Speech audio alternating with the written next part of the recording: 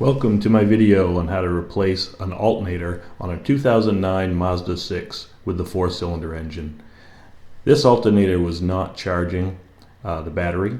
We tested the battery at AutoZone and the battery was in good shape, so we knew the alternator was the issue.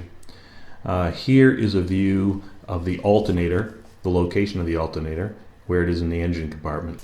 As you can see, it's on the passenger side of the car, on the back side of the motor, right beside the strut tower. The first thing we're going to do is disconnect the negative battery terminal to make sure that when we're removing the alternator, it doesn't spark and cause problems. You're going to loosen the battery terminal with an 8mm wrench and remove the terminal from the battery. Make sure it's still not touching the battery. Here I'm showing the location of the belt tensioner. It's down near the bottom of the motor, so impossible to get to from the top. In order to get to the tensioner, you're going to need to remove the panel inside the passenger wheel well. So remove the tire and remove the 6 screws holding it in place. Here is a view showing the tensioner, and you will loosen the tensioner by turning clockwise with a 15mm wrench, and then you'll slide the belt off the alternator to make it easy to remove the alternator. Next, we'll remove the nuts on the heat shield which surrounds the alternator. You'll do this by using a 10mm wrench and remove the screws and the heat shield. The next step is to remove the cable that goes to the alternator. You'll do this by flipping open the cable cover, and then you will reach inside the cable cover and remove the nut with a 13mm socket. Here's a view with the nut removed and the cable pulled off of the alternator.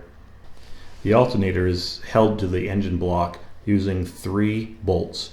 You'll remove these 3 bolts with a 13mm wrench, and they're a little bit difficult to get at the bottom 2, but once you've removed them, the alternator will come free. Be careful when the alternator comes free. It's heavy and you're going to want to carefully lower the alternator down. Luckily there is a ledge on the suspension components directly below the alternator, and you can just lower it down onto those suspension components. The next thing you're going to do is there's a 2-wire connector. You're going to remove that from the alternator.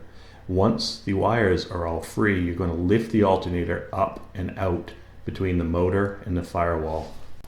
Once the old alternator is out of the car, you're going to remove the air duct and the heat shield bracket from the old alternator with a Phillips screwdriver and reinstall it on the new alternator. Now you'll reinstall the new alternator. You'll do this by lowering the new alternator between the firewall and motor onto the suspension components. Plug in the 2-wire connector in the alternator. Lift the alternator into place and reinstall those 3 bolts with a 13mm wrench.